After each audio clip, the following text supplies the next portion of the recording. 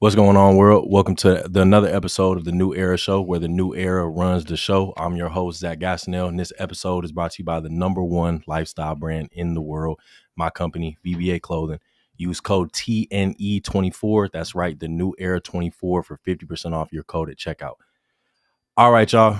Let's go ahead and get into it. It's always a special episode, but I got a real special guest in the building right now. You're gonna hear me call him OG a lot throughout the whole interview. A real trip OG, certified in the building right now. Met him in the fitness industry. Laced me up, gave me a lot of game.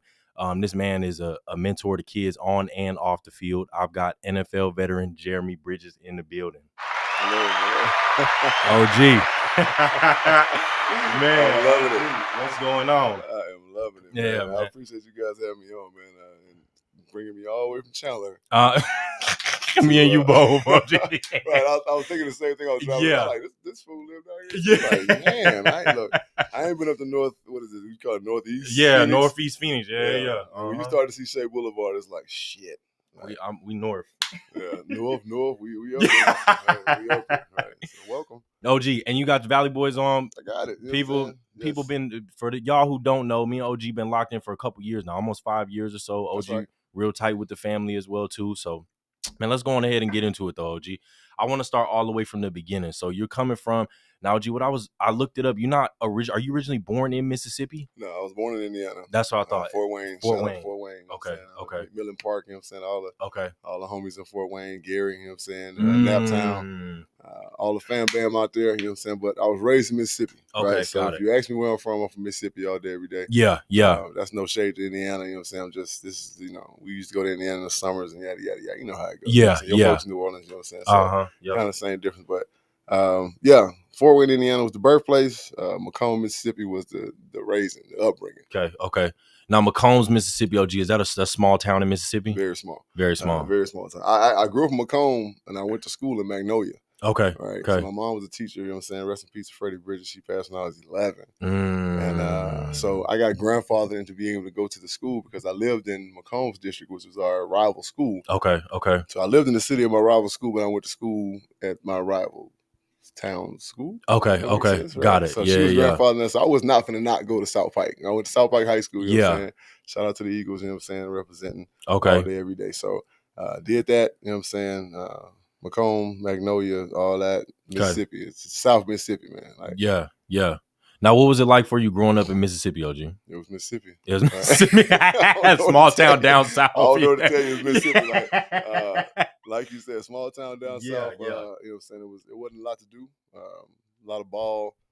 It was pure. Yeah. You know what I'm saying? Yeah. I give it that. It was a pure childhood, man. You know what I'm saying? You could cut up through the woods, you know what I'm saying? You'll be down in Miss So-and-so crib, down in Miss So-and-so house, you know what I'm saying? Like, these people, it's old school. I'm 43 years old, so you know what I'm saying? You have so-and-so hit, they can call so-and-so, call, the Robinsons and be like, yo, what are the kids? Oh, I just saw them, they was in my backyard hooping, you know what I'm saying? Where they go? They going out of Thelma house, you know what I'm saying? So it was like that growing up. Yeah. It wasn't a whole lot of abductions and all this shit going on, you know what I'm saying? Like, don't get me wrong, that shit was still happening, but it wasn't as present, like it wasn't as big as it is now. You know what I'm saying? So we had a pretty pure childhood growing up. Maybe move around how you want to move around. Yeah. Always outside, literally always. Not the outside like y'all young folks know, like literally outside in the woods. Yeah. Just kicking it. Now, G, growing up in the town you grew up in Mississippi, was it like you could either choose one of two ways? I'm sure you had some guys going down one path and then the other guys were going down the other. That's anywhere you go. Yeah. Right? It don't matter, you know what I'm saying, what part of the world you live in, you know what I'm saying? Where I'm from, you know what I'm saying, is you got gangster disciples, you got vice lords. You know what I'm saying? My neighborhood was a gangster disciple neighborhood, and of course, you know what I'm saying, that's eventually, the path I chose. Yeah. So like just going down there, and then I didn't really like move in that direction until my mom passed. Went down a real dark place, you know what I'm saying? You're 11 years old, you know what I'm saying? The woman you love, your first love, you know what I'm saying, leaves you at that young age. Can't you know even what I'm saying? imagine. Like, that's hard, you know what I'm saying? That's rough, you know what I'm saying? So did that, but the gangster disciples, a lot of people don't understand our lineage and our whole like our circle and how we operate. It's not Crippin', you know what I'm saying? It's like, just don't get it wrong, we do wear blue and gray. Yeah. But we're not Crips per trade. We're our gang really uplifts and promotes 360 degrees of wisdom, knowledge, and understanding. And we really try to make a man, right? And try to make a man a better man. Now, there is the other side. Yeah. Right. Which, of course, you know, so I didn't really get to touch a lot of that and didn't want to touch a lot of that. But yeah. the fact that I had a talent of Yeah. playing ball, you know, the old heads kind of kept me out of that. You know what I'm saying? So Yeah. shout out to them. But I've been around and seen it all. Yeah. And, you know, that was just Mississippi, man. You know what I'm saying? I could tell stories of multiple cats. Yeah. Like everybody got stories of this dude they knew that could have did this. Right. There's probably a Michael Jordan in every city that never saw the court. Yeah. Right. Yeah. There's a Tom Brady in every city that never saw the field past, you know, high school, so on and so forth. So yeah, we got a million stories like that in the hood. You know how that go. Yeah. Now, G, when did you decide, okay, I'm going to take ball serious. I really got a real talent here and I can take this and really do something with it? Shit, in college, to be honest. Really? Like, yeah. I mean, high school, you know what I'm saying? Like, I don't know. I always had faith in myself. That was like the thing. You know what I'm saying? I had faith in myself when nobody else did. I got ridiculed, you know what I'm saying, because of my confidence. You know what I'm saying? I never forget my freshman year, you know what I'm saying, I wrote, like, I had a decent little skill with a pen. Yeah. And I wrote an American flag on the back of my backpack, one of the black JanSports, and I put All American on it. I got ridiculed for that, right? You know, but on through the years, you know what I'm saying, my senior year, you know, everything spoke for itself. So I had a lot of faith in myself. By the time I got to my senior year, you know, so I made like, shit, I was the best player in the county. We're talking about a county, you know what I'm saying? This is a county, it's a country. We're talking about a county, you know what I'm saying? This is 4A football, you know what I'm saying? In Mississippi, it's big, like 5A is the top. Yep. And all that means is that your school is a certain size. Yeah. But like, this is big 4A football in Mississippi, and I was the player of the year in the county. Yeah. And offensive and defensive lineman, right?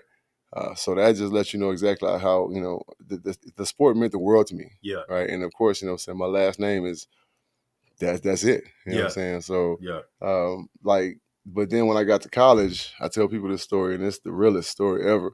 Larry Keck was our offensive coordinator. And of course, I redshirted my first year. So I got into all kind of bullshit, you know what I'm saying? Just living life, being a freshman in college. Yeah. But I never like really took college football super serious until this happened, right? We played Nebraska my first game. Okay. Very first game on the football field as a college athlete. We played Nebraska. Now, this is the real black shirt defense, right? You know what I'm saying? They had Brown at safety. They had Cal Vandenbosch, was a highly touted defensive end. I was going against him pretty much the whole game. Wow. And he was like a year older than me, I'm almost certain. So he was getting ready to go to the league that year. Yeah. First game of the season, they're playing lowly Southern Miss, right? Now, mind you, this is Southern Miss. This is the old Southern Miss. So you ain't want to fuck with Southern Miss like that. Can I curse? Yeah. Oh, yeah. Okay. Do your thing. So, so you ain't want to fuck with that Southern Miss. You know what I'm saying? Like, that was the Southern Miss that whooped Georgia, you know what I'm saying? But that was the Southern Miss that you just didn't want to fuck with, right? We played Alabama every year. I was at Southern Miss. So we got out to Nebraska. It was like nothing I've ever seen before. It's my first game as a college athlete. Yeah. I'm coming from Mississippi, South Park High School. You know, they got big-time football in Mississippi, but it ain't like Texas. If you know anything about Texas football, that's like Texas, all high schools in Texas like JUCOs, right? Yeah. So it ain't like that. So I'm seeing shit. I'm like, this is amazing, right? Just the weight room and the field. And then you see 65, 70,000 people all dressed in red, and the Red Sea, you see all this shit. So it's a shock in the beginning. Yeah. But of course, you settle down, and we're here to play ball. Yeah. Now, our attitude is Southern Miss, anytime, anywhere, any place. So we didn't give a damn. We'll fight you in the parking lot if you want to, right? So, long and the short of it, there was a play that we practiced all week that I fucked up all week, right? And this play happened during the course of the game. Sack fumble, because I was playing left tackle. Yeah. Right? It was a sack fumble. It was a blitz, right? I had an option to take this guy. It was just knowing what was going to happen, right? And being certain about it. Yeah. I fucked it up, right? And we lost that game. I want to say we ended up losing that game, 19 to 13 or some shit like that, right? To a ranked Nebraska team. Yeah. And, you know, when I got back to Hattiesburg and watched the film, and I was disgusted, and I talked to Larry Keck, you know what I'm saying? And he was just like, well, maybe, you know, you'll start taking this shit a little more serious. I wasn't really watching film at the time. You know what I'm saying? I watched film, you know, during the meetings, you know what I'm saying? But I wasn't like doing that extra film study and like so on and so forth, taking this shit serious. So that play in particular really made me take football way more serious and made me understand that there's a cerebral part of football. There's a game inside the game. It's much more than the physical aspect. So, yeah, that's when I started taking the shit like real serious. Yeah.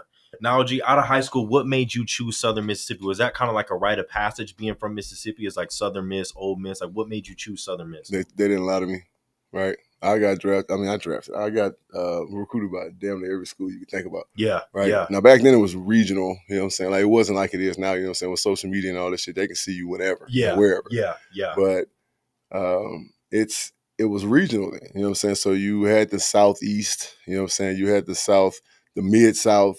Right. The Southwest was more so Texas and over. Yeah. Right. And then of course the East Coast was the East Coast. Yeah. And then you had the Greater Northwest.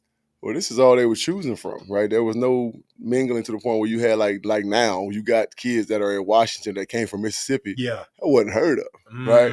Very seldom did you have that happen, right? So of course everything was regional. So any school in the Mid-South to Southeast, was on me, right? Like from Tennessee down, they were on me, right? Yeah. And even like I had Nebraska because I went to Osborne's camp. Right, like things of this nature. So I was always like kind of moving around a little bit. So I was on everybody's radar, and everybody was pumping what they were pumping. Right, Southern Miss didn't lie to me. Coach Bauer told me to my face. He said, "I need an offensive lineman." Period. Yeah. He was like, "You're gonna play tackle for us or guard, depending on what you need, what we need." And like other schools, just like, "Oh, come, we're gonna take care." Yeah. He looked at my dad's face and said, "He's gonna be taken care of." He was like, "But I need an offensive lineman." And I would have played my freshman year if Clearinghouse wouldn't have screwed up my paperwork and then everything. Right? It's another story. But outside of that, Southern Miss to the top. You know what I'm saying? And I tell people all the time, man, there's no place that I would rather have been for those 5 years. Like Southern Miss was nuts, like outrageous, outlandish. It don't, man. Look, we had any and everything you needed, anything you wanted. Right? It was like a movie, though. I swear to God, like the whole time I was there, like when I look back at it, I'm like, this shit was fucking crazy. No wonder I graduated and got drafted, because all the shit that we was into and been through, and like it was crazy. Yeah. Now, OG, back in the day, were they in the SWAC conference? Southern Miss always been in the SWAC conference? No, we were in Conference USA. Oh, like the SWAC is the Southwestern Athletic Conference. Like that. That's like that's, I don't know what they call it, Division II, Division I AA, whatever. That's the Alcorns and Jackson State. Yeah. And we're a Division I school. You know what I'm saying? Like big Division I. They like to call it lower level Division I. Yeah. Right. But we're a big time Division I school. You know what I'm saying? So they were in Conference USA at the time. Yeah. And I like to say the real Conference USA because at that time it was Louisville, Memphis, Tulane, us, East Carolina, right? Like, so this Army was in there, like shit. It was knockdown, drag out. Like, you know what I'm saying? This was basically the American Conference now. Yeah. Was old Conference USA with the exception of a couple teams. Yeah. So it was nasty. Yeah. Right. Super nasty. Yeah. Now, OG, this now did you go? You had to play back in the day. You had to play all 4 years. So you had to go play all 4 years, or could you leave early? Could you leave? You didn't have to. Like, you know, so you had to leave. You had to play till your junior year. Okay, junior year. Okay. Yeah, I think that was a stipulation at the time. You had to play till your junior year. You couldn't leave. There was no sophomore. Yada yada yada. Even right now, like you can't. I don't think you can leave at your sophomore year of school. You have to complete 3 years on the field, if I'm not mistaken, right? Yeah. So, yeah, but it was different back then, right? I remember after my junior year on the field, people thought I was coming out early. I'm getting calls from agents. They're like, "So what you gonna do?" I'm like, first of all, who the hell is this? Right. Second of all, how you get my number? Like, third of all, what you mean what I'm gonna do? Yeah. Right? They thought I was gonna leave early because I was so highly ranked as a tackle. Yeah. Like, and so I could have left early. And, a lot of the guys that I went to school with, everybody knows that I could have left early and probably would have got drafted second or third round, to be honest. But you stayed your senior year though. Oh yeah. So that's a testament to let the people know that shit meant something to us. Yeah. Right? My whole damn offensive line went to the league. Yeah. Right? Torrin Tucker, Jason Jimenez, Jerry Parquette, like myself, we all went to the league. That's 4 guys out of 5 that went to the league. Shout out to Jimmy Hicks. He just wasn't big or good enough to go to the league, and he'll tell you that him damn self. Right? But probably carry like a 4.7 GPA. Feel me? Like, we were just that good offensive line. Right. And it just meant something to us. And it's not like now there's pride in sticking it out with the school, battling with the school. It's not like it is right now. Flip-flopping. It's Southern Miss to the top all day, bro. Yeah. You know what I'm saying? I couldn't see it being no other way. But this is what the reality of it is now. Right? Yeah. The transfer portal. And, you know what I'm saying? It's just, I joke about matter of fact, me and Marcel Shit were talking about this the other day. I did an event for the Cardinals, and we were talking about how this came about. And to be honest, it came about because of high school, right? Like high school has this open enrollment shit. Yeah. Right? Yep. Well, that's all the transfer portal is.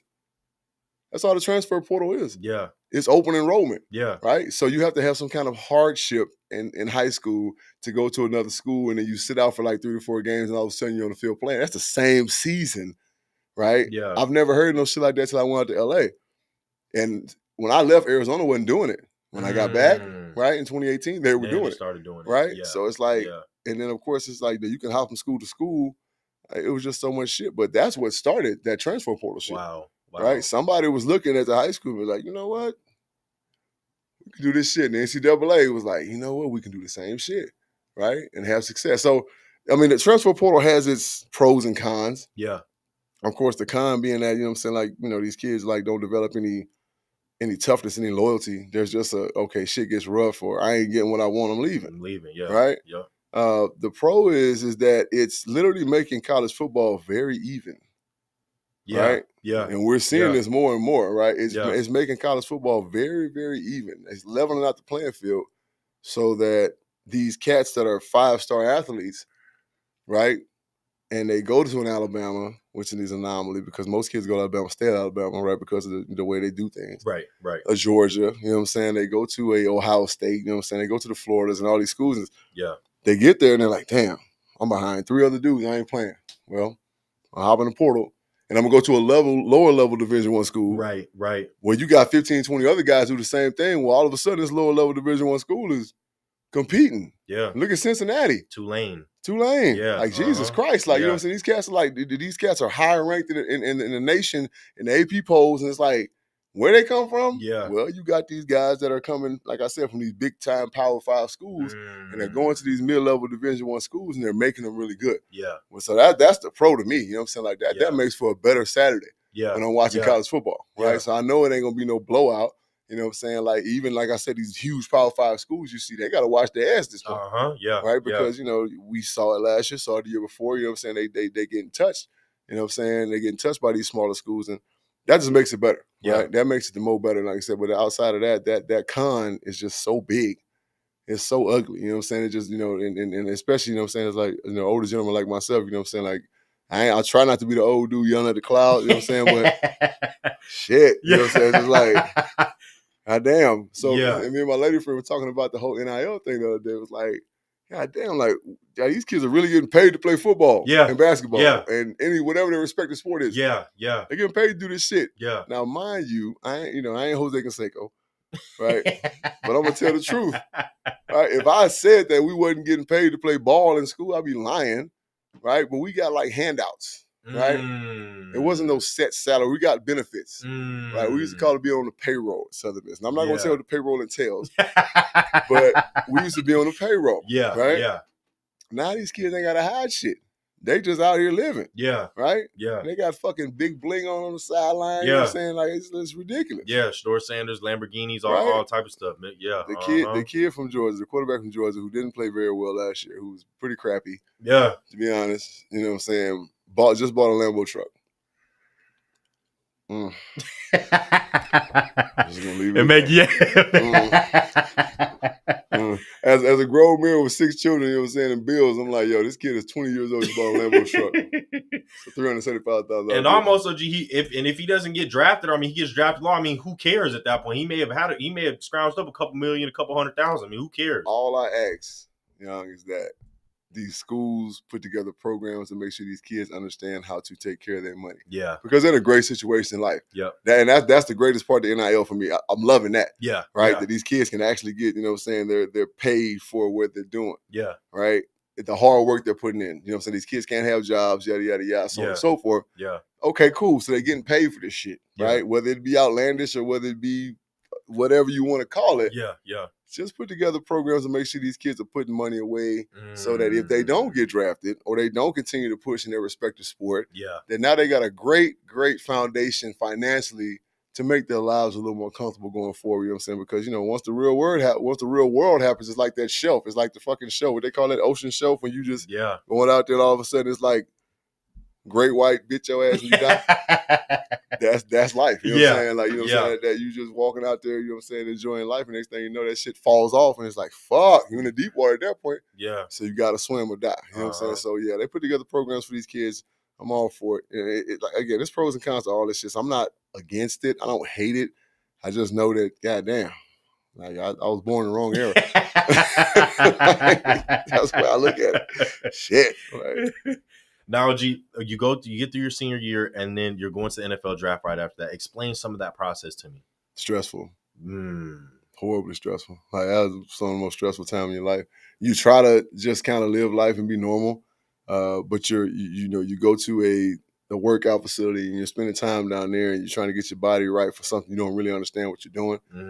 The combine is like the biggest fucking cattle call. Like, it's nuts. You know what I'm saying? And it's stressful as hell. Yeah. Like, it's pressure. Like, it's even more pressure than playing to me, right? Because again, like I said, you don't know how these numbers are going to affect your future, right? The 40-yard dash, the L drill, the pro shuttle, right? Your vertical jump. Like, they put so much onus on these things. Like, and what really matters is that, can this motherfucker really play football? Yeah. Yeah. Right? Yeah. When y'all put him in front of a person that's there to beat him, can this motherfucker really play ball? He got a 40. He got a 40-inch vertical. Yeah, he runs a fucking 4.6 in the 40. Yeah, he bench presses 225 38 times. But I done seen all them dudes get their ass slaughtered. Yeah. Yeah. Slaughtered. I'm gonna say it one more time. Slaughtered. What camera am I looking at? Yeah. Slaughtered. I watched them get destroyed. Slaughtered. Killed. It's just sad, sorry ass football players. We call them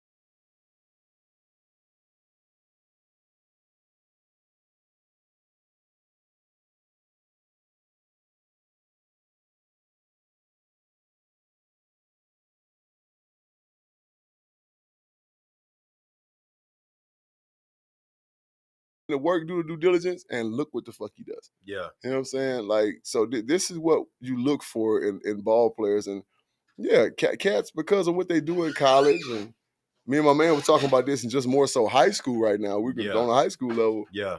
Is that like you look at some of these stats and these numbers these kids put up in high school, and then you look at where they're playing. Like, fam, like you playing against you in a private school, 1A private school. You got 130 touchdowns, you know what I'm saying, and 13,000 yards on the ground in one season. Like, yes, you do. Right? But I mean, and then of course, the ones that prevail are the ones that just have it in them to be that guy. And they continue to push through, I played at a lower level of competition, but I'm still this dude. Get to the level of competition, they man up, and they continue to push through. Well, okay, those are the guys you want, right? So, but very few of those do that, man. So, it's a lot of favoritism, a lot of politics, you know what I'm saying, and all of that.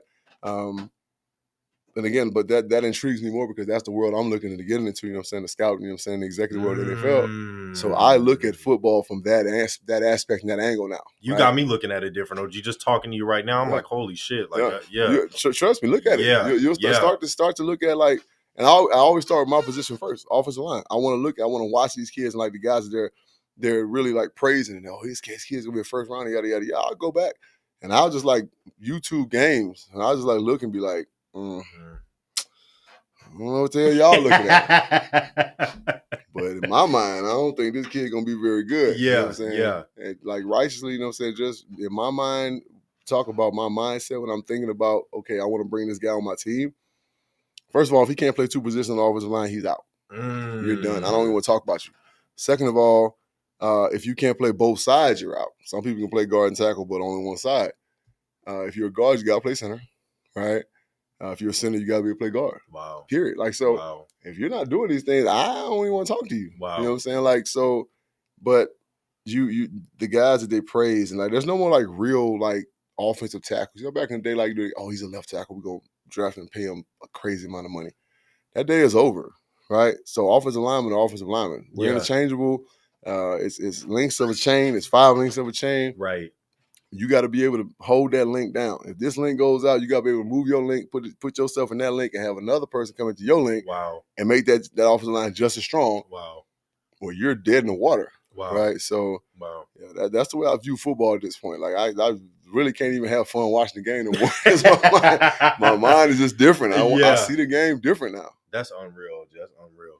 So then you go through the senior season, get to the combine, pro day and stuff. Now you get that call. What's that call like on draft night, or just whenever? What's that call like? Day 3. That's all I'm gonna say. Okay. Day 3. Yeah. Right. That's when I got drafted. I got drafted in the 6th round, 185th pick, to the Philadelphia Eagles. Shout out to Andy Reid, Jeffrey Lurie. You know what I'm saying? All the whole city of Philadelphia. They brought me in. Like, shit. I ain't going to the whole go deep into this thing where I was supposed to get drafted and all this other shit. Just know that I fell hard. Yeah.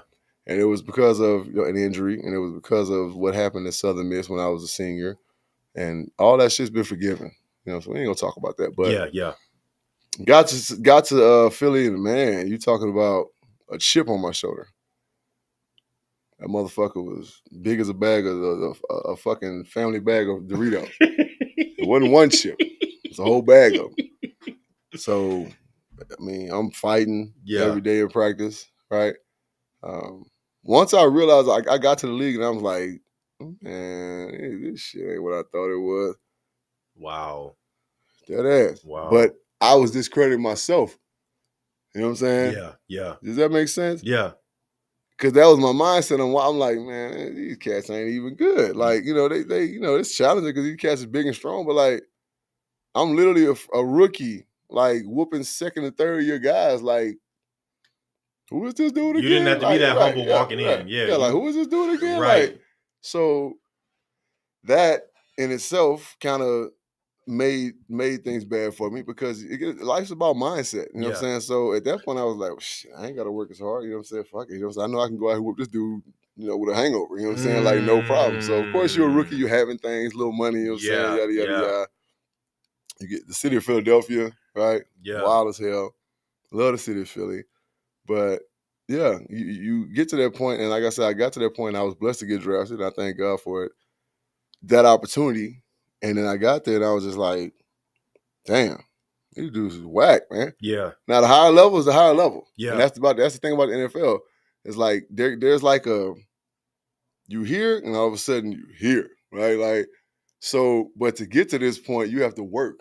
Yeah. Talent can only take you so far. Everybody in the league is talented. Right. Don't get me wrong. Right. Like, everybody's talented, but you don't really know how talented you are until you get in the mix and you start to practice and play against these guys. Yeah. You're like, okay, I'm a pretty good football player. Yeah. Right? Because you're having success. And this ain't no bullshit. This is the upper echelon. Can't go no higher. It's the highest level of football you're gonna get. So yeah, got there, and the only thing that kept me from being as great as I could have been at that point was my mindset, because I was still young, wild. Yeah. You know what I'm saying? First time being out of Mississippi for real. Yeah. On my own, having money. You know what I'm saying? The city of Philly, we're playing ball. It's Philly football. You know what I'm saying? The fans are great. The city's great. Yeah. We having success. We went to the NFC Championship my rookie year. Right? Unreal. So that was a crazy run. Unreal. Right? Unreal. And so, yeah, it was outrageous. OJ, what was going through your mind when you signed that contract for however much money that it is, but it's more than the average person? What's going through your mind as a young kid at that time? Damn. You said, damn, right? I got how much for a signing bonus? Oh, shit. I ain't never seen that type of money. Yeah. Right? You know what I'm saying? So, yeah, that's just a different type of money. Yeah. Right? And it don't matter. Like, you got people that are multi-billionaires and people that are low thousandaires, but still, that's a different type of money than the average person's ever seen. Ever gonna get to see. Like, that's gonna ever get to see. Yep. Like, and so, like, it's wild. You know what I'm saying? Like I said, it's going from being like kind of budgeting your life and saying, "Oh, I ain't got it, I can't do this," to being like, fuck it. You know what I'm saying? You walk in Neiman Marcus, you know what I'm saying? And just fucking put 15 pair of Pradas on that motherfucker and just be like, how much is it? Oh, it's good. There you go, dog. You know what I'm saying? Put it on it. And walk out there. You know what I'm saying? Like, and walk out there, bro. That's different. Yeah. Like, what was your, how do I say it? Like, your first, major, purchase?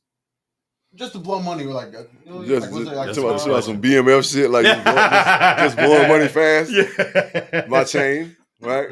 Word to Gucci, my chain. I used to have this big, this chain that hung down damn near my dick. You know what I'm saying? Like, that's how we did it back in the day. You know that is how y'all did it back in the day. And it was a big ass chain that had JB on it. My charm was a JB, and it was like encrusted in diamonds, right? I remember that chain got stolen from me, and to this day, I still think that bitch set me up. Oh wow. Like my condo got broken into, you know what I'm saying, in New Jersey, and but my chain was in there. Of course, it got stolen. I had insurance on it, you know what I'm saying. So we got money back for the chain. That's some game for y'all youngins too. Go ahead, get some insurance on that jewelry, man. Please get insurance on your damn jewelry. Come on, man. You can get insurance on every damn thing, right?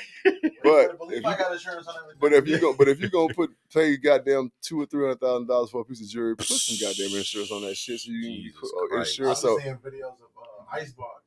Yeah. People Lil Baby, and I saw this one clip of him buying something. Yeah. And he was like, "Oh, my bad, I accidentally put $250,000 instead of $25,000." Right. And he's like, "Oh, it's good." Right. That store credit. Right. Exactly. You know what I'm saying? Oh. So what? Right. Yeah. Well, I mean, that's just stupid right there. But you know what I'm saying? That's you just being dumb. At that point. You know what I'm saying? If the motherfucker cost $25,000, pay $25,000. Right. For the motherfucker. You know what I'm saying? So, Right. I don't shop nowhere that much. You know what I'm saying? I want to store credit. You know what I'm saying? Like, fuck that. But yeah, when you put that money down on something that's expensive, you know what I'm saying, that it's tangible, but it's expensive, but it's really worth nothing to anybody except you, right? The things that are in it are worth money, like the diamonds and the metal. Yeah. You know what I'm saying? Yeah. But like it has sentimental value to you, you know what I'm saying, because you had it made, it has your initials on it, it has your mom's picture, whatever the fuck. Right. Get that shit insured. So that was like the first big, like, oh damn, I got bread purchase. Like, I'm like a standard person. Kill him. I saw that clip of LeBron James pulled up in the Hummer in high school. Mm-hmm. I think he was getting paid. Wasn't he getting paid? Of course he was. I'm sure. Yeah. Of course he was. Boy, what? So look, I mean, listen, again, at this point, that's commonplace. Man's what's the kid name? He's a JUCO guy, you know what I'm saying? He signed with somebody. Matter of fact, he signed with Ole Miss. Forget the name. He pull up in a fucking like a Ferrari or some shit to signing day. Jesus. Pull up in a Ferrari. Hop out the Ferrari. Is it Hunter or Herder? Who that? He play on talking about the kid from Colorado. Yeah, not him. No, this. He got bread too though. I'm sure he does. You know what I'm saying? Like him, like he's one of the top players in the nation. I think he just bought a crib for him and the girl. Yeah, he does have a home. You know what I'm saying? Like, unreal. But we talking about a kid out of JUCO. Yeah. Right? This kid was JUCO getting ready to sign with Ole Miss. You know what I'm saying? Like, literally pulls up the signing day in a goddamn, I think it was a Lamborghini. Unreal. Like, it's the world we live in right now. Unreal. It's nuts. Unreal. There's kids that go to that went to PG with me. Yeah, he pulls up in a he got a Maybach. They parents got money though. Oh yeah, he got parents. Both his parents are real estate agents. That's boy, generational money. Yeah. If they've been in Northeast Phoenix, you know what I'm saying, doing real estate for the last 15, 20 years, yeah, they got plenty of money. Yeah. I'm like, boy, you spoiled. He was like, oh, I know. Yeah, I know. I'm like, that's crazy. Now, G, must be nice. Did you? Shit, my parents don't buy me food. Shit. You crazy.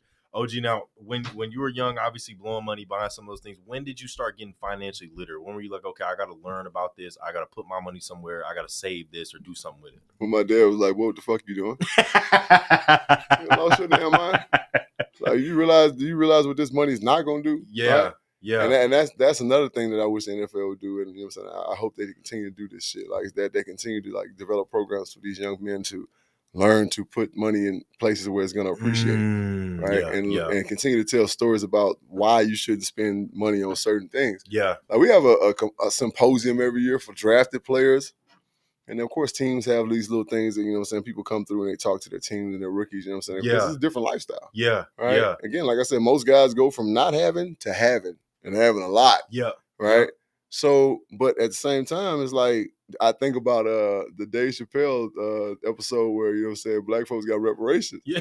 Where the guy on the news was like, it's like these people are just dying to give us this money back. Yeah. Right? So that's basically what it is. It's like these young people, you're just dying to give them that money back because them are the ones that own the shit that you're buying.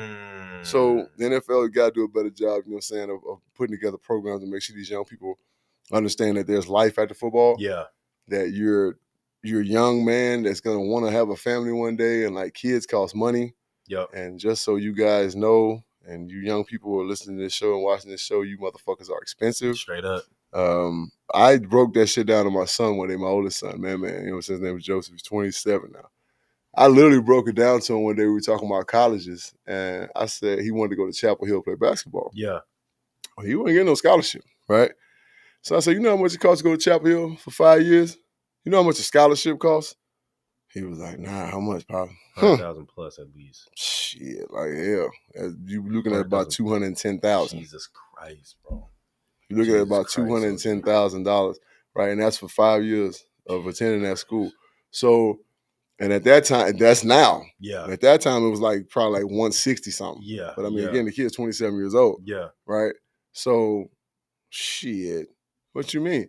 The average child, and again, this is for you young people out there that want to have fucking kids. You're such a rush to have kids. Hey, man. You want to be grown fast? Check this out, Yeah. right? The average child Yeah. that does nothing special but live life to the point where they're 19, 20-year-olds, where you're going to basically, that's how long you're going to take care of them. Yep. You're looking at about $100,000. And that's if you don't do anything. You don't play sports. You don't got nothing going on. That's it. That's if a kid just fucking lives life every day, goes to school, you know, so we talk about clothes, shoes, food, right? That's pretty much what you're going to buy for a kid, right? Clothes, food, shoes. 100,000. That's it. That's $100,000 a fucking kid for about 19 years. And for all y'all young people watching, I'm young too, 22. Let me tell you something. 0 to 18, it really don't stop there though, honestly. You really got to keep parenting. You still help your kids out even past that. Listen, one thing I tell kids, and I'm going to tell you young people all the time, stay young as long as you can. Because when grown folk shit start happening, it don't fucking stop. One of my biggest regrets, I left my mom's house when I was 15 years old. I thought he was going to say he got somebody pregnant. I was like, oh shit. Yeah. It happens. Couple close calls. I ain't gonna lie. A couple close calls. Hey, I've dodged a couple bullets. Yeah, we're not doing that. But my biggest regret is probably leaving my mom's house at a young age. I left at 15. And I regretted it ever since. I'm like, bro. Yeah, man. Like, bro, that shit, all, it's hard. All these youngers, you know what I'm saying? Like, especially young men. I mean, with young women too, but it's like, you know, you think you bad, you think you big and bad. Shit. That's like I said, like, sit your motherfucking ass down. For real. Right? I tell people, I'm like, bro, like, my thing was, I was like, damn, I'm like, bro, you're not my real dad. You feel me? Like I was that type of. You know what I'm enjoy saying? the luxury. You know what I'm saying? Of having people that fucking care about you. Straight up. Man. You know what I'm saying? Straight Like I have both like my stepdad and my dad in my life right now. Like we all and my uncles. So I got all those. You know what I'm saying? Father figures now. That's a great foundation. Yeah. Because look here, the world don't give a fuck about you. Like this is this is all my uncle, and I have the, you know what I mean, the I might not say in front of him, but I have the like luxury of like learning how to do all this stuff, and you know what I mean. You do have the luxury of like this is a great money builder. You know and I do I don't know if I start college next month. Yeah, I do. I'm starting to do the photography. So I'm doing this. Money. That's all it is, right? Big time. So young people, you know what I'm saying, continue to be young and learn and grow. You know what I'm saying? Like don't be so anxious to get old, man. You know what I'm saying? Definitely. College is expensive shit. I just broke it down to you. Yeah, right? life period. You're talking about and like just the average student, you know what I'm saying? You're going to school, like I said, even like a lower level school, lower level Division I school, you still look at $110,000, $115,000 to get through that. Like and you're taking out loans and all this shit, you know what I'm saying? To be a student loans, yada yada yada. That's why you gotta pay that shit back. And don't want to be a doctor or a lawyer. That's another $100,000 on top of it. That's the setup though. Like, you know what I'm saying? $300 per class for like for a semester. Shame on you, United States of America. You charge me to get an education. Yeah. I tell people I'm from Wakanda. I ain't from here. You sorry son. Shit, my king dead, cuz. Now, you played for Philly, and then did you get traded to Arizona or did you get traded to Carolina? Which one did you get traded to? I got cut from Philly after my second camp. Now, I know it's politics probably involved with that. No, Andy Reid told me the truth. No, I was a wild motherfucker. That's what it was. You know what I'm saying? So I was out there acting the fuck up. So Andy Reid told me straight up, he was like, man, you're going to be a great football player. He's just not for the Eagles. Wow. Andy didn't play that shit, man. Wow. Like, bro, I was in the city wilding. But you'll get cut for shit like that, though, on an NFL team. Yes. Wow. They know everything. Wow. Right? They know exactly what's going on in the city. They know everything, you know what I'm saying? That was me being naive. I didn't know that shit. I'm in the city acting the fuck up. Wow. Right? Wow. Like literally acting the fuck up, doing any and every fucking thing, still acting like I'm a country ass nigga, you know what I'm saying? I'm coming Mississippi, still acting the fuck up. Yeah. And you know what I'm saying? Like I was late for a meeting one time, you know what I'm saying? Like none of this had nothing to do with my play. I'm whooping ass on the field. Like, you know what I'm saying? I'm destroying motherfuckers. Right. But I just wasn't a professional. Wow. And I didn't have time for that shit. Right. So I got cut after my second camp. The late great Denny Green called me literally the same day. Yeah. And asked me if I ever been to Phoenix. I said no. I said my favorite basketball team's out there. Okay. He said, good, you'll be able to watch them play. Those are his exact words. He said, we're picking you up off waivers. He said, your flight. He said, check your email, your flight information there. You got to be at the airport at a certain time. We'll see you in the morning. Wow. Just like that. And I was gone. Right? Damn. And I was gone. Right? So, and got to Arizona. That was my first stint, 04 and 05. Yeah. And still, you know, didn't learn how to be a professional, to be honest, because I got here to a bunch of it was so wild when I got here. I was the Wild West when you was out there. Damn, like it was like for real the Wild West. I'm like, God damn, like you sheesh. Like but again, it's like it's all phases. You feel me? Like it's like there was some professional cats, they were older cats, they were still wild as hell, you know?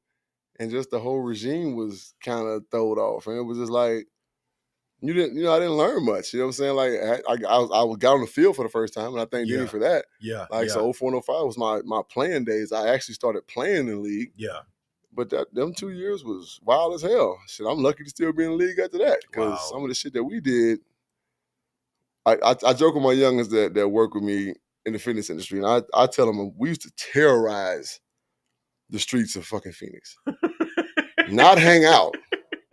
Right, we ain't just kick it. Yeah, we used to terrorize. They're like JB and them niggas. You're right. We gotta go. That dead ass. Gotta go. We pull up like, they like, oh, here come these motherfuckers. Like rooting, tooting, shooting. Yeah, like cussing, fussing. You know what I'm saying? Fighting. Like we was doing all that shit. Yeah.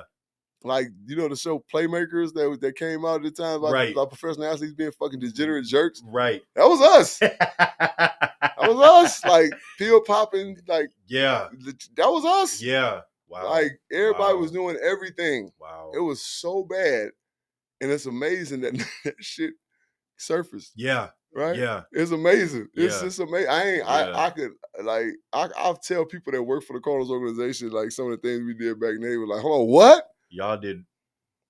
Just saying. Different time back then. Right. Shit was different back then. Yeah. You know what I'm saying? But thank God for growth and development, man. It's like Yeah. And OG, you didn't have no square veterans that was kind of just not doing none of that could pull you under their wing or nothing. Everybody was kind of on the same time. Not at that point. Wow. You had the cast that was just like, hey, this me. I'm going to go on about my business. And then you had the cast that was like, the old cast like, hey, y'all bring y'all young ass to such and such.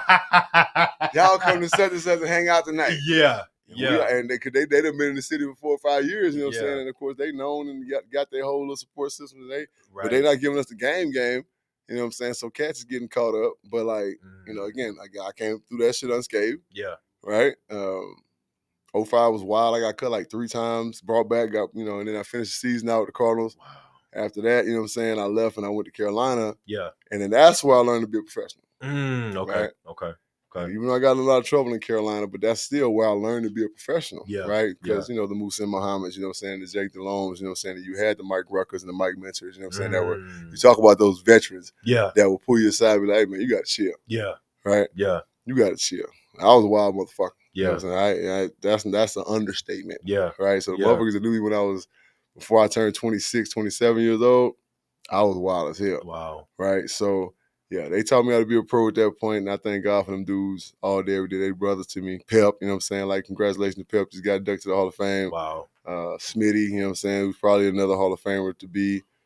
Like, man, it was a blessing to be able to go to Carolina. Yeah. Right? So, that's kind of where I grew up at, even though I went through a lot of shit out there. That's where I grew up. Yeah, yeah.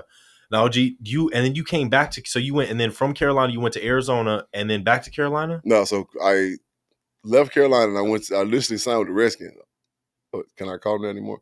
The Commanders. Yeah, Commanders. So at the time, they were the Redskins. I'm just being politically correct. Yeah, they were the Redskins at the time, right? Yeah, yeah. So I signed with the Redskins. That shit was hell. It's horrible. Zorn was the head coach. You know, so shit was a fucking circus. It was a shit show. I was too mature to be out there. You know what I'm saying? Like they were just, these cats were wild as hell. You was like, they too wild for me at this point. Right.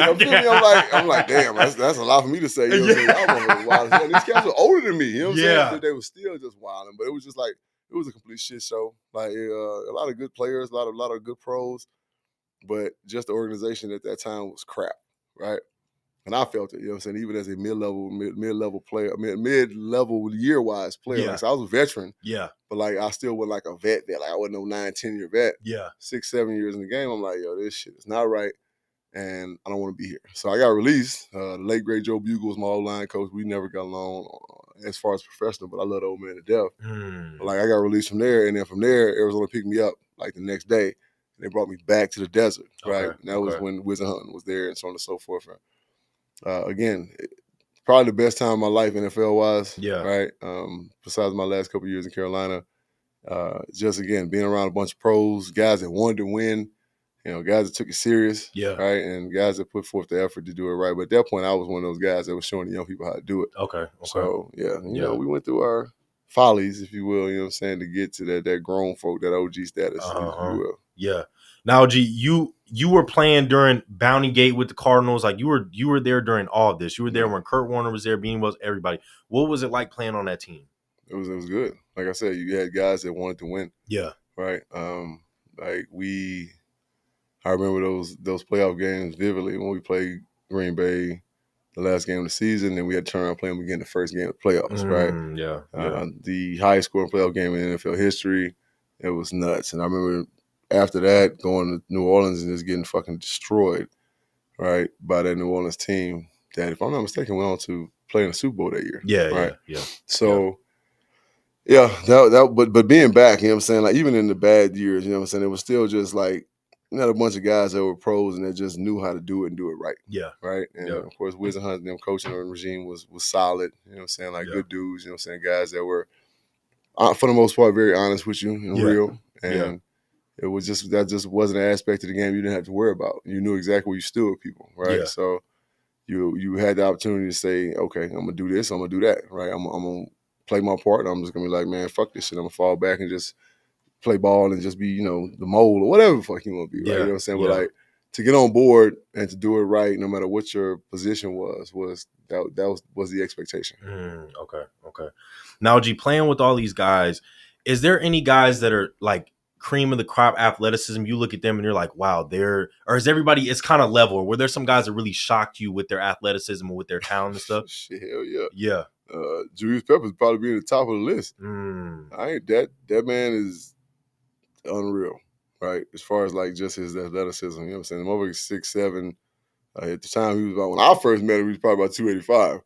Right, just huge, bro. You know what I'm saying? Still a 4'5", still 40+ vertical, like just a literal freak of nature. Yeah, right. Yeah, but no, it was a lot of cats like that. I played against Little. You know what I'm saying? Leonard Little, if you didn't hear that correctly. Yeah, like you know what I'm saying? Like this dude against 6'5", 265. You know what I'm saying? Like fucking 11% body fat, just freaks, like complete freaks. But now I met some of the most freakish athletes just playing football, period. Like in college, I probably met some of the strongest people I've ever met in my life in college, right? Yeah. You saw crazy numbers in college. These dudes were like unreal athletes, right? Yeah. They just might not have been good football players, right? They were good enough to get scholarships. They just weren't good enough to continue to progress, you know, on the college level, right?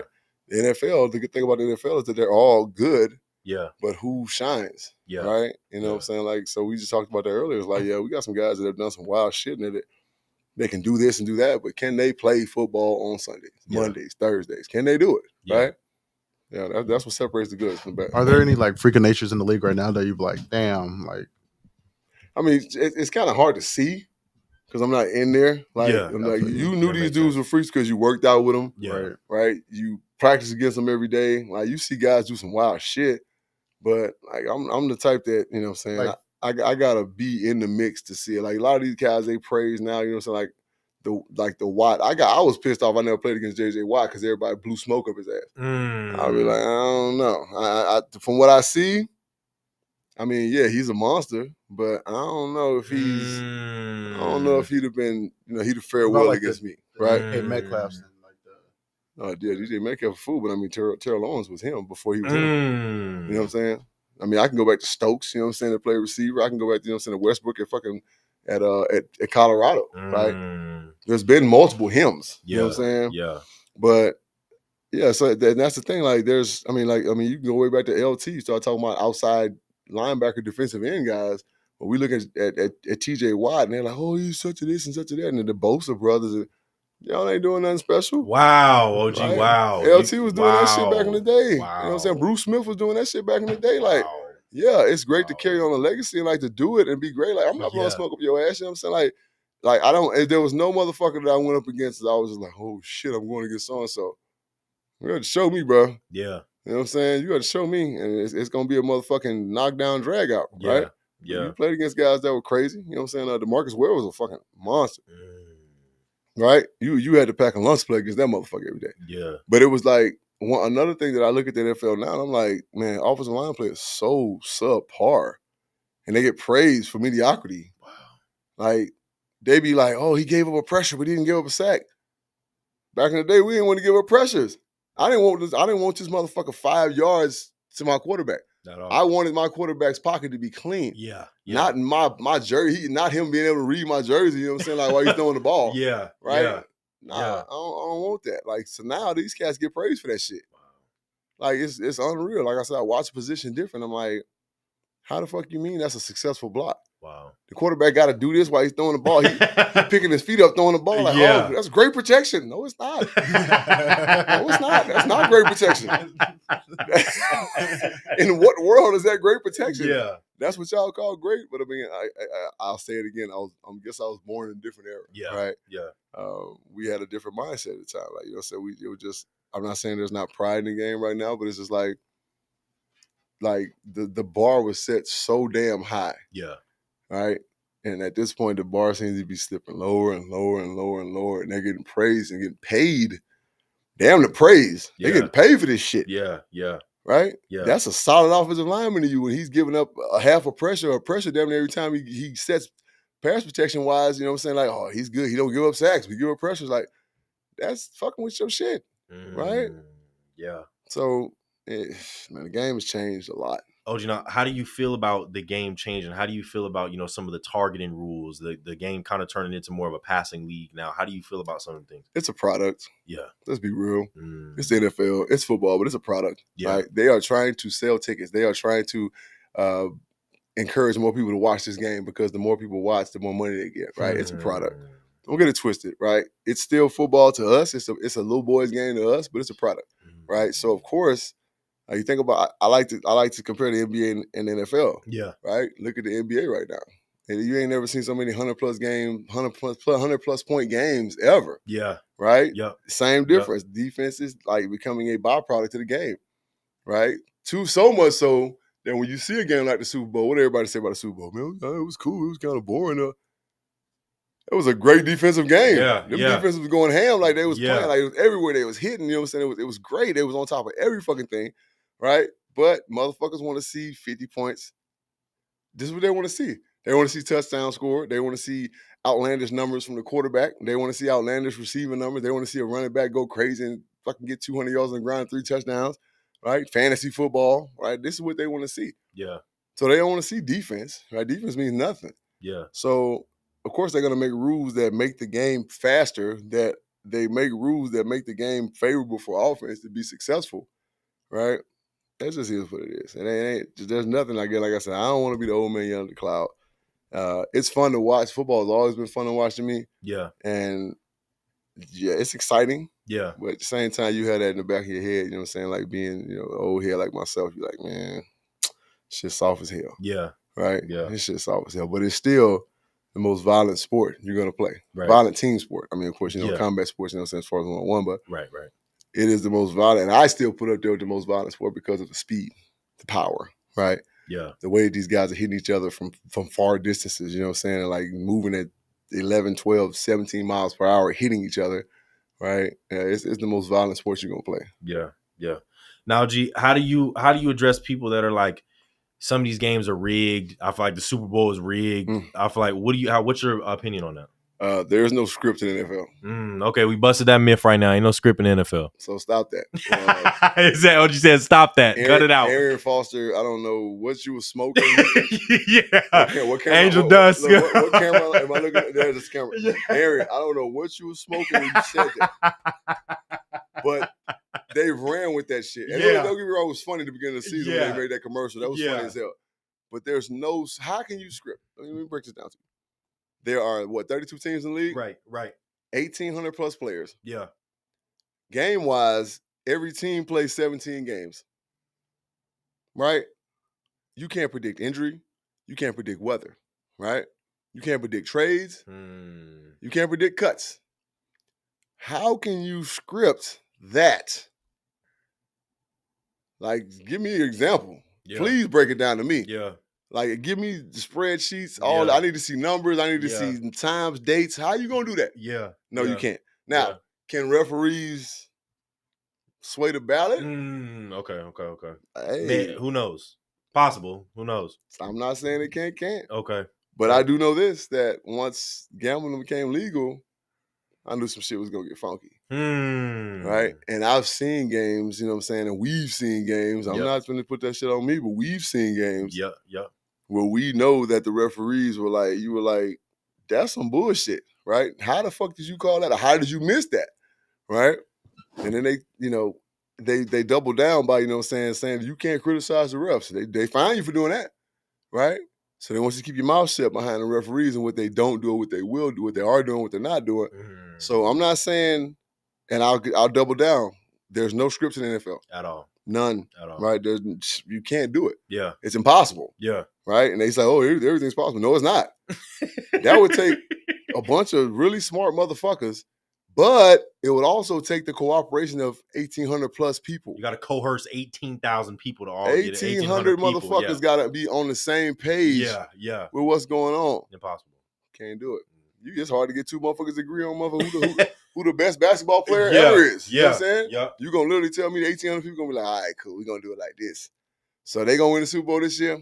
Cool. We going to suck this year? I'm with it. That's bullshit, right? Yeah. For all you conspiracy theorists, we busted it right now. No, it's not happening. Not happening at all, Cap. You know what I'm saying? That shit ain't real. Yeah. Now, did you finish up at Arizona? Or did you finish up in Carolina? I finished up a Cardinal. Cardinal. Yeah, Okay, I finished a Cardinal. Okay. Yeah, you know what I'm saying? Okay. So 10 years, you know what I'm saying? So the way it broke down, 1 year in Philly, 3 years in Carolina, and 6 years as Arizona Cardinal. Okay. Yeah. When did you decide it was time for you to be done? Well, I had an injury. I tore a ligament off my thumb, had surgery, so I was on IR pretty much my last year. Went to Carolina for a couple of weeks, probably about 6 to 8. And then after that, it was just like, that was like one of the hardest points of my career. I was on IR for eight weeks, had a cast on my arm that was up to here. I couldn't do shit. Wow. Because, of course, throw the gangrene and all this other shit. Your thumb is important. Right. It's kind of important. You know what I'm saying? It's you like kind of really grab important. shit with it. Yeah, but literally. The fact that I had a cast on my hand for all that time and I couldn't do anything because you couldn't wash in there. Right, so that's 8 weeks. So you have to be very still. And even when you did, like you put a fucking plastic bag on, you couldn't wash because of the healing process. Because again, gangrene is real. You know what I'm saying? So you don't want to develop nothing to go on in there. So couldn't exercise, couldn't do cardio, couldn't do anything. So I probably gained about 20 pounds. So I was about 340. Wow. You know what I'm saying? When I got out of the cast, yeah, we worked out a deal for Arizona to release me. I went to Carolina, trying to get back in shape for a couple of weeks. Like, it was the worst time of my life. It was horrible. Like, you know what I'm saying? Like, I felt, you know what I'm saying? I felt sloppy. I felt motherfucking slow, right? And of course, it was just like, at that point, I told my ex-wife this shit at one point. I was like, when I lose that boyish love for this game, I won't play it no more, right? No matter no amount of money, you know what I'm saying? I just won't do it, right? I could have stole for 3 years. Of course I could have, right? I was that good to be a backup, you know what I'm saying, for 3 years, and you know what I'm saying, to be making fucking 800 to $1 million a year just chilling, right? Yeah. But, you know, my son was a senior in high school at the time, and that meant a lot more to me. So, yeah, at that point I was like, you know, it's time to hang this shit up. Okay. How was it? Now, was it a bittersweet feeling, OG, or were you kind of like, okay, it's my time to go? So I gave the game everything, right? So I never was one of them guys that, you know what I'm saying, that was running around telling people I was a retired player, right? Never. And that's not because I was ashamed of what I was or what I did. It was just like, I'm Jeremy Bridges, right? That's me, right? I'm, as everybody knows me, it's JB, right? I'm JB. And then people be like, you're a really big guy. Like, you did something, you're a bodyguard or something? Yeah. No. You don't even really tell nobody. No. Wow. When people were like, they be like, I'm sorry, I didn't know you played ball. I be like, I'm not that guy. I didn't tell you. Right? Yeah. I'm not that guy. Yeah. My name's Jeremy. You know what I'm saying? Like, that's who I am, right? Yeah. I'm Jeremy first. I was blessed to be that guy at one point in my life, but no matter what, I'm Jeremy. Yeah. When I die, I'm going to be Jeremy Bridges. Yeah. You know what I'm saying? They might mention that I played ball in the NFL or whatever I've done after the NFL or anything that I've done accolade-wise, but I'm Jeremy. Yeah. You know what I'm saying? Like, that's bottom line. Like, I always live like that. Like, I'm not that guy that's gonna be running around, oh man, you know what I'm saying? I'm Jeremy Bridges, retired NFL athlete. What's up, girl? Like, it's a lot of y'all do. It's a lot of y'all. Shit. I know more motherfuckers than you think that do it. Yeah. I ain't gonna say no names. But y'all need to stop. You know what I'm saying? Like, chill. Like, y'all ain't like OG. Y'all ain't got no more game to pop. That's it. I was a retired NFL player. If you can't stand on your own two goddamn feet, man. Yeah. That's how I've always been as a man. Like, you know what I'm saying? I'm Jeremy. Yeah. Like, take it or leave it. You know what I'm saying? Like, this is me first. You know what I'm saying? I'm Jeremy first. You know what I'm saying? Football thing was a blessing. That's my love. I was blessed to be able to do it. I worked my ass off to stay there. But when it's all said and done, right, you meet me, this is Jeremy. This ain't no ball player. Yeah. Right? Yeah. Now, G, and people can even see it through this interview. Your big personality. You've got a huge personality. You're such a people person. I've seen it for years on end in real time. What was the transition after football? You've also got a degree in sports administration as well, too. What was the transition after football for you? There was no transition. It was just a matter of what I want to do now. Right? Yeah. Like, what do I want to do now? Right? So, first year I didn't do much. My son was a senior. I literally did everything with him, basketball-wise. He's a basketball player at Gilbert Christian High School. Yeah. They won their first championship in Gilbert Christian history when he was a senior. But I did everything with him. Like, I practiced with him, lifted with him. You know what I'm saying? Like, I went to every game, and that was the most important thing to me. I was going through a divorce at the time, you know what I'm saying? So that was rough, but that transition, you know what I'm saying, just with my stepson, who was my stepson, but he's my son nonetheless. But, like, just that transition to make sure that he was cool was enough to make sure that I stayed level, right? My divorce took me through more shit than my retired NFL did, you know what I'm saying? But, like, that's a whole nother story for another day. But, you know, that's just cycles of life, you know what I'm saying? life has many phases, you know what I'm saying? And so that transition for me was just about, man, what do I really want to do? Yeah. And the only thing that really stuck out to me was the fitness world, right? I know what I wanted for myself fitness wise, you know what I'm saying, for the rest of my life. And and I know, again, you're right, I do have a big personality and I do want to help people. Yeah. So the fitness industry it felt right. Yeah. Okay. Now, you coach too. Did you coach any besides obviously at Gilbert Christian, but did you coach anywhere else when you were done playing football? Crenshaw High School. Shout out to Crenshaw Cougs, you know what I'm saying? Gilbert High School when I first got back out here. Yeah. Shout out to the Tigers and Coach Z. Yeah. I trained offensive linemen remotely, you know what I'm saying? So I've touched a lot of young men. Pause. You know what I'm saying?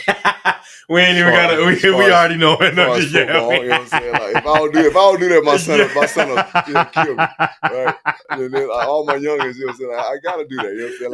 Like, because I grew up in the pause era. You know what I'm saying? Like when I was younger, we paused everything. You know what I'm saying? No homo pause. We had to stop saying no homo because of that. I think of Boondocks. Yeah. Oh, Grandpa Paul. That's where they got that shit from. Like, so the thing about the Boondocks probably started, I think the Boondocks first came on in like 05 or 06 or something like that, maybe 04. Yeah. That was my second year in my first year in the league. So been going viral again lately. All right. I mean, it's right to the shit. It's a great show. Yeah. But think about the Dip set. That's where all that shit came from. Like the Dip set, like Jay-Z was saying, you know what I'm saying? Like, where your balls at? Whoa, we got to pause that. Whoa. Like we grew up in the pause era. Wow. Right? So I had to say pause when I said that. Giving us a little bit of history. I'm not like no Catholic. Yeah, we have a couple questions for from like we got some live ones. We got questions. Come on. All right, David. What's up, David? Said, what was like getting drafted to the NFL? I wouldn't say it's a dream come true, to be honest, because it was never my dream. I always wanted to. Well, first of all, what's up, David? How you doing?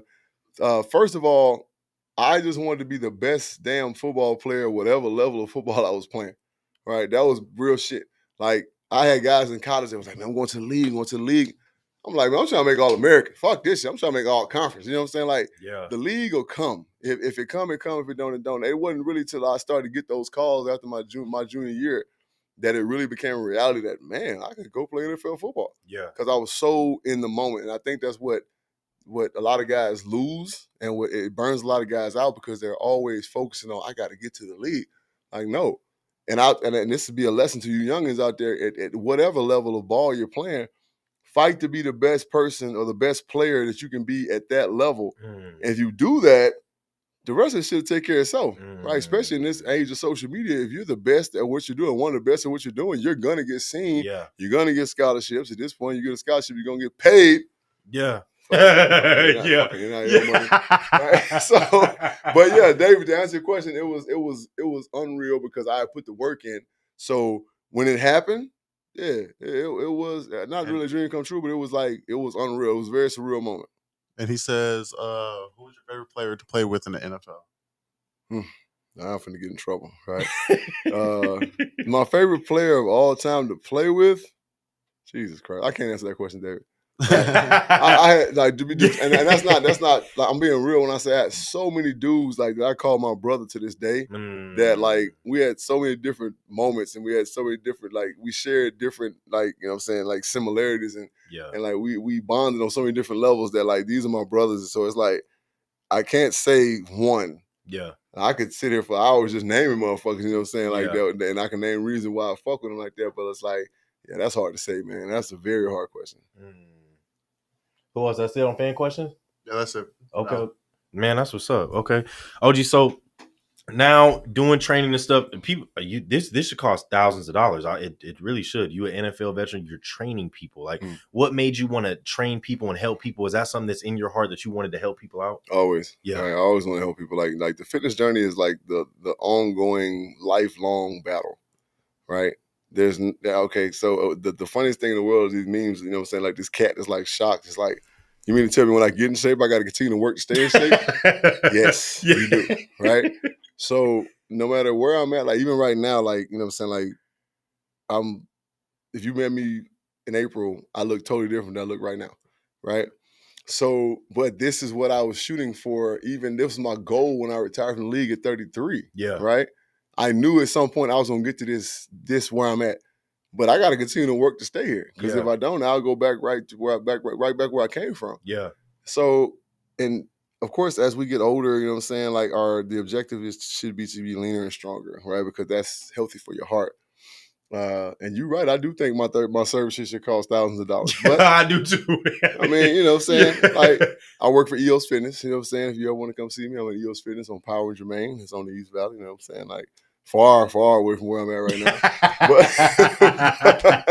But come holler at me, man. You know what I'm saying? We'll get you right. But other than that, it's one of the most fulfilling things, you know, for me to do is like to meet people and to take on their burden. And I say, okay, you want to do this? All right, cool. Well, if you do what I say, if you follow my lead, we're going to do this. We're going to put a huge dent in this if we don't do it completely.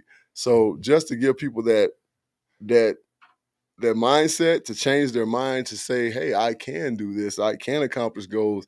And multiple people I've worked with since I've been a trainer since April of last year. Yeah. Because I ain't been a trainer in years, and I've been on the business side of fitness. That's how I met you. You know what I'm saying? Being a manager of fitness over at EOS and McKellis is like, yeah, that's still the opportunity to help people. Now I'm on the front line. Yeah. Right. So now it's me. You know what I'm saying? Now, you know what I'm saying, I'm the one that they depend on to help lead them to victory, and I'm cool with that. Yeah. No problem with it. You know what I'm saying? I love it. It's very fulfilling. I can leave my job daily and, you know that I did what I love to do. Again, people joke about, my Monday through Thursday because they're long days at work. Like, my first client starts at 5:30 Monday and Tuesday. Oof. Wednesday at 6, Thursday at 5:30. Wow. And then Friday at 5:30. But I'm off half day on Friday, and then I'm off on the weekends. Yeah. So it's like I got my schedule exactly where I want it. Yeah. Right. So I work. I'm a full-time trainer. You know what I'm saying? So I'm supposed to work like that. Like, so it's not. And then again, it's not work. Right. I always joke with guys. I'll be like, I watch women walk around in halter tops and tights all day. That's work. That's work. This is work. It's like I died and went to heaven. You know what I'm saying? We call this work. Like, come on, man. I look at ass and titties all day. Respectfully. I'm a man. This is a hobby. I'm a man. You know what I'm saying? This is what we love. You know what I'm saying? This is what God put us on earth to do. You know what I'm saying? So, but no, that's not work. That's me doing what I love to do. Yeah. You know what I'm saying? And I'm blessed to be able to do it. And you lead by example, OG. God damn it. You box, you do plyometrics, you run on that goddamn track. I'm 22. I don't even do some of this shit you be doing, man. God, it's impressive, OG. Seriously. You got to continue to mix it up, man. You know what I'm saying? Boxing is always one of my loves. You know what I'm saying? I'm a boxing enthusiast. I love watching boxing. I watch the lowest level of boxing just to see two guys because it's truly the sweet science. Yeah. You know what I'm saying? So, but it's one of the greatest forms of cardio you can have. It works multiple muscle groups, you know what I'm saying? Like, and then of course the most important muscle we have is right here in the, you know what I'm saying, the left side of your body is your heart. And that's pretty much what it amounts to as we get older, right? Yeah. Young people take it for granted, but our heart is the thing that keeps us alive. It keeps us pumping literally and physically. So to do the things that keep your heart conditioned, I'm all for it. And then I'm an athlete. Yeah. Like right now, you know what I'm saying? Like everybody sees me in the gym and they see my Instagram and they like, oh my God, you look great and yada yada yada. And I, be in the gym and I laugh about it. I am the show, no matter who's in the gym. When I take my pump cover off, it's a wrap. You know what I'm saying? Like motherfuckers. Yep. Who the fuck is this guy? I'm not a bodybuilder. You know what I'm saying? This is just the accolades of bodybuilding. You know what I'm saying? Your body's gonna change into a certain form. But I'm an athlete. I lose my shit if I can't run, if I can't jump, I'm an athlete. I'm gonna continue to be an athlete to the day I fucking die. Right. So like those movements that you see me posting, like you said, the plyometrics and all that stuff in the track running, I have to do that. Yeah. I can't not do that. Yeah. Right. Now this is what I'm doing right now. I got a show in June for physique, you know what I'm saying, a natural show in June for OCB. Like this is a bucket list thing. I told myself I was gonna do this in damn near 10 years ago. Wow. Right. But you have to have the right mindset to do it. If you don't, you're going to fall by the wayside. It's a bitch. It's a complete bitch. The discipline level is through the roof. So, but as men, we're conquerors. That's what God put us on earth to be. Right. So that's why y'all can't stop cheating. A lot of y'all can't stop cheating. But side note, right? But you got to stop. You got to know what to certain discipline. You got to know what to your discipline comes into play, right? You got to know what to conquer and what not to conquer. So, but yeah, we always have to have something to push towards, right? So I've often said to myself that as I'm blessed to get a year older, I'm going to honor God by saying I'm going to make myself the best physical me I can be at this age. So yeah, that's always my thing. OG, what's the eating habits like, especially with you getting ready to compete and stuff like that? What are you eating on a daily basis? Is it strict dieting or can you kind of eat? I'm so I'm so hypocritical when it comes to eating. Like, I do meal prep. Yeah. Don't get me wrong. Yeah. Right. And I'm very disciplined. I track my food. First of all, I track my food every day. Yeah. Good, bad, ugly, don't matter. You know what I'm saying? Like, I track my food every day. So understand that first and foremost, people that are trying to get it right. You have to be real with yourself. There's no lying at this point. You know what I'm saying? You can't lie to yourself. You can't bullshit your way through fitness because this is your body, right? Who you lying to, yourself? So I track my food every day, no matter what it is, good, bad, ugly. I track it, right? And for the most part, I meal prep every day. Yeah. On the weekends, I'm loose, but I still try to keep myself on track eating wise, right? I do eat chips. I still drink beer. I drink tequila almost every day, right?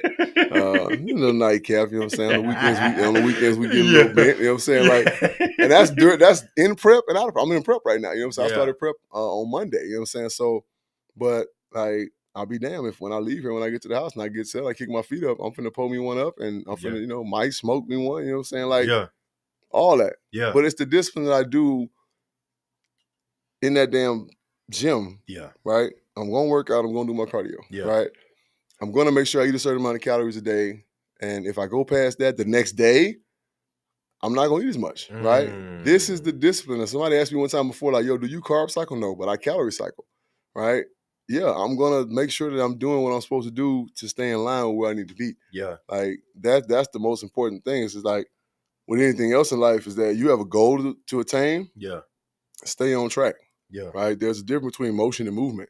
Right. You can be in motion and not go no damn where. Right. But when we move, right, we got to go forward. You know what I'm saying? So we got to continuously go forward. Pass that shit, nigga. Yeah. Pass that shit. Something cut me off guard. I thought you lit one up. I was like, are we smoking? I was scrolling on Instagram and I saw something. Instagram, and it threw me off. Instagram make you call. I ain't gonna lie to you. Make you call. Instagram, wow. Damn. But yeah, that's the fitness thing is discipline. Yeah. Right. And like Jim Jones said it the best, you know what I'm saying? Like, don't, you know what I'm saying? Like, even when you're motivated, like, when motivation goes away, just stay disciplined. Right. And I'll live by that. That was like an amen moment for me. Like, you know what I'm saying? Like, you have to stay disciplined when you don't feel like working out, when you do feel like working out, when the shit is trash workout, when it's a phenomenal workout, at least you fucking did it. Yeah. Right. And you're staying disciplined. You're keeping your mind frame. You're keeping your mind and your body on track with what you're trying to accomplish. Just fucking stay disciplined and continue to do what you're supposed to do. It ain't always gonna be perfect. Great right? Game. And their motherfucker on earth had a great day every day. Yeah. Right. So just continue to stay disciplined and keep pushing. Great game. That's a great game. Now, G, you also still do stuff with the Cardinals. You're still active in the NFL. You go to all these different events. You do these different things for the kids.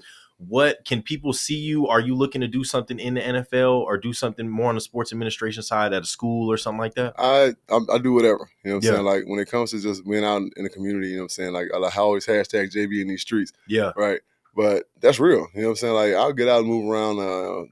Adam Richmond does a great job with the Cardinals. You know what I'm saying? Him and then his crew of making sure that we get to certain places and do these events just so we can continue to, just show love. Like, like, you never know who you're going to touch. You never know who you're going to affect, you know what I'm saying, just by being where you're at. Yeah. You know what I'm saying? So I'll just pause. Pause. Pause. Right? I saw you look over at me. I was coming back to it. I had to get that out first. I had to get that point out. Throw that out there. I had to get that point out first. The pause is coming. But I know you ain't a receiver, but you caught what I said. Yeah. You feel me? But really, like, we can be out there, and again, like I said, continue to affect the people. Yeah. Right? Because these people, they deserve it. Yeah. Be dead ass serious, they deserve it, man. You know what I'm saying? These people pay their hard-earned money to watch the Cardinals play. Now, when you're an actual player, it's hard. Don't get me wrong, right? Because, you know what I'm saying, like, you do enough during the season. Yeah. Right. So why not us as veterans, you know what I'm saying, as retired guys, go out and represent the organization, you know what I'm saying, whether we feel like the organization treats us right or not. Right. You know what I'm saying? And from what I understand, things are getting way better. So next year is going to be a better year for us retired guys. And I look forward to it, man. But I bleed Cardinal Red. Right. They gave me the opportunity to play ball. Yeah. I'll forever be loyal to them. Yeah. Loyalty is a dying trait. Straight up. Right. So I'll forever be loyal to the Cardinals no matter what. And especially because Adam is the guy, you know what I'm saying, that really, you know what I'm saying, make sure that we stay on board with the things we're doing. But I just like being around the people. You know, I'm the same guy that had a youth league football team for 4 years when I was playing. Yep. Right. Like I wanted to make sure these young men got molded the right way in football. And once I started doing it, it was hard for me to stop doing it. Yeah. Just so whatever. Like, you know, my Instagram is kingjb.fitness. DM me, public speaking, whatever. I don't mind. I just, you know, a lot of times I don't charge for events. I just like to be there, right? I like to spread the word. I like to give a message, and it's based on what I'm doing it for. But man, I do that for no reason. You know what I'm saying? Yeah. I'm not, you know what I'm saying? I'm not out here trying to make money off myself. You know what I'm saying? I do that for no reason. Like, because nobody, like, very rarely did anybody do that as I was growing up. I never really saw a lot of professional athletes growing up. I'm from Macomb, Mississippi, grew up in Magnolia, Mississippi. I mean, you know, went to school in Magnolia, grew up in Macomb. I ain't seen no damn professional athletes. You know what I'm saying? A couple of them. A couple of cats went to college that came back and said a couple things to us. But as a kid, I could only imagine, man, seeing a professional athlete. Like, wow, that's so-and-so. Like, yeah. You know what I'm saying? So even if they don't know who I am, they just know I play for the Cardinals. Yeah. That's enough. You know what I'm saying? Like that. But and then they hear my words and it might inspire, it might not. Yeah. But if I can say something that's gonna, you know, sway the ballot of a kid's thought process and help them further themselves, I'm all for it, man. Ain't nothing. Yeah. Yeah. Now, G, a couple more questions for you. How do you feel about the Arizona Cardinals, their past season, and then how do you feel for all the Arizona natives out there? How do you feel about their new, you know, coming into 2024 season? I am optimistic as hell about what's happening. Okay. Right? I believe in Monty. I believe in Gannon. From what I hear out of the building, man, things are changing. Now, you know Monty's lineage. You know what I'm saying? He comes from Tennessee, or, you know, he first started in New England. People about winning. Yeah. Right? Yeah. And he showed us. You know, he showed us with the draft last year. He showed us with the moves that he made. Hey, if you don't fit the mold, if you're not here to do what we do, you got to go. Yeah. Right? Kyler even knows this now, you know what I'm saying, because his head was on the chopping block for a little while. Yeah. You going to grow the hell up or you going to get the hell on, right? You can't be, they poison. We can't win championships with poison in our locker room, right? So your spoiled brat ass going to have to goddamn grow up. Yeah. And start to play professional football. Yeah. This ain't college, fam. Right? These are grown men paying their bills playing a young man's sport. Right. But when it's all said and done, it's grown man business. You know what I'm saying? What Big Boy say on ATL, grown man business. Right? Ain't seen a while, boy, where you been? Right? Like, this shit real out here. Like, it's not a fucking game. Like, you know what I'm saying? These dudes, and it's always somebody waiting in the wing to take your position, whether it be a rookie, whether it be a free agent, whether the draft is coming. So I believe in everything they're doing over there. And you could clearly see, like, when I went to the spring practice last year, the alumni practice, the first thing I thought on watching, I'm like, damn, it feels different. It just feels different. These guys are moving with purpose. These guys are moving to developing and they're practicing to win. And you saw it during the season. We're one of the least penalized teams in the league. That says a lot. That speaks volume. That does say a lot. Whether you win or losing, that speaks volume. Yeah. You know what I'm saying? Like, when you're not getting penalized, you know what I'm saying? That's because your technique is sound. That's because you're playing hard. When you play hard, fast with technique, you know what I'm saying? You don't get penalized usually, right? Now, holding calls are going to happen, yada, yada, yada. Aggressive calls are going to happen. And then, of course, every game that we were in, for the most part, we were right there at the end. Yeah. Right? We fought. A couple games got our ass whooped, you know what I'm saying? But just by better teams. Yeah. For the most part, we fought through all that shit. So I feel like, you know what I'm saying, that we shore up our offensive line to we're protecting the little dude where he can throw. You know what I'm saying? We get more of an understanding of who we're going to be. We develop a culture of, like, what we want to do. Yeah. Defensively, I love the way we flew around and competed and just played nasty ball. Special teams, guys running. And on special teams, all you can ask, I need guys running. Yeah. I need you to run 100 miles per hour. Yeah, yeah. And you do that, great things happen, right? You protect the ball, you run. You know what I'm saying? So now I'm super excited about what's going on next year. I can't wait. I'm excited to see it, man. So Okay. Now, G, what's some advice you got for the kids? And we'll do on and off the field. So let's go on first. So any kids playing ball right now, what's some advice you got for them? I'll work everybody. Like, you're not going to be good at this game if you don't work. Yeah. Like, period. I don't give a damn how good you are. And even if you are really good at the game and it comes to you supernatural, continue to work. Be the hardest working cat on the field. Travis Hunter, you guys want an example of a fucking great football player? I like that kid. I like that kid. I like just watching him move. He played what? How many snaps that game? 62? Right. Like, you ain't gonna find many kids that do that. Right. You're gonna be like, you're gonna find kids, I'm tired, I don't want to play. No. This kid wanted to be on the field. Even after he got nicked up, he was like, "Nah, I can go now. We're going to hold you back for a couple plays, let you at least get your breath." Yeah. I like the way that kid moves. You know what I'm saying? He's a happy, Joe Lucky dude. He works his ass off. Deion has and even like, you know what I'm saying, Shador, is that the quarterback? Yeah. Like, same difference. And like that kid he could very easily be a fucking dickhead. Right? You came from fucking NFL royalty. Right. You know what I'm saying? You've been the man, you know what I'm saying, all through high school. You know what I'm saying? Your dad been coaching you forever. You could be the biggest punk in America. Yeah. No. Hardworking. You know what I'm saying? What's the older kid's name? The safety? Shiloh. Same difference, right?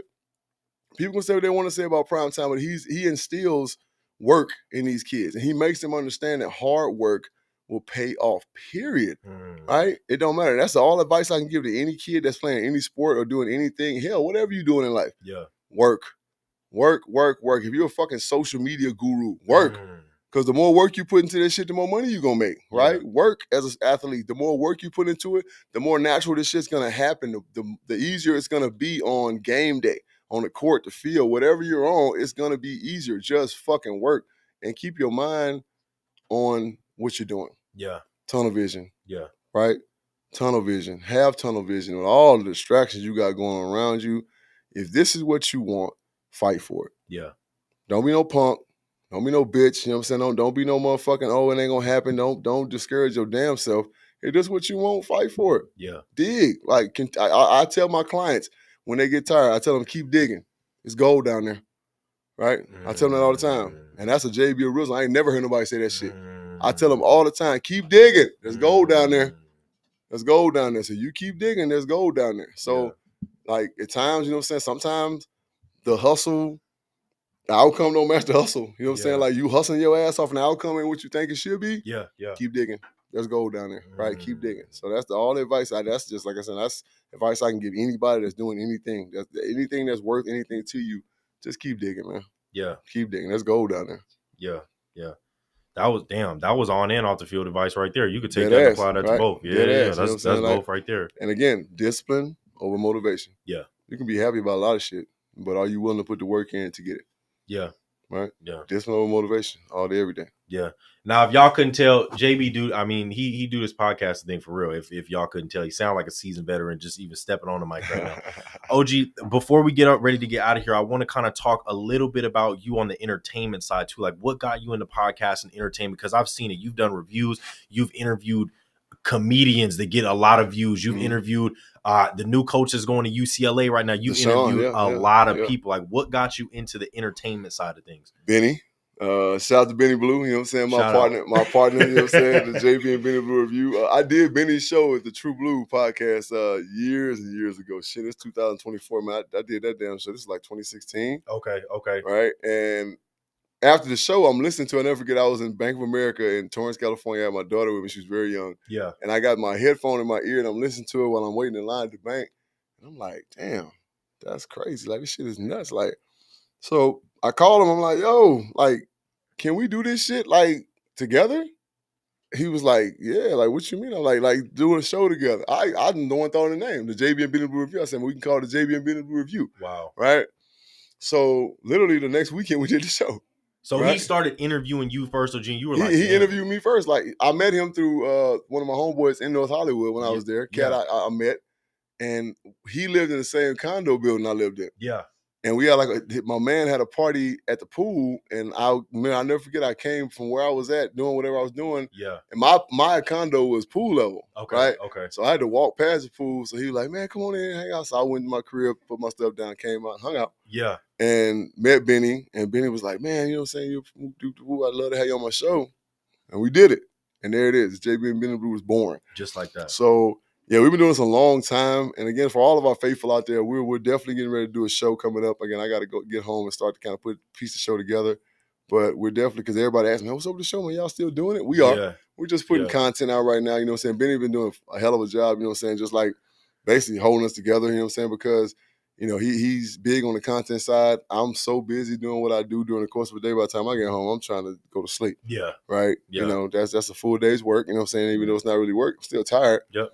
So, and then on the weekends, you know what I'm saying, Benny's always doing what he's doing. So we just kind of been out of sync, again, with him doing his album, his special, whatever you want to call it. Yeah.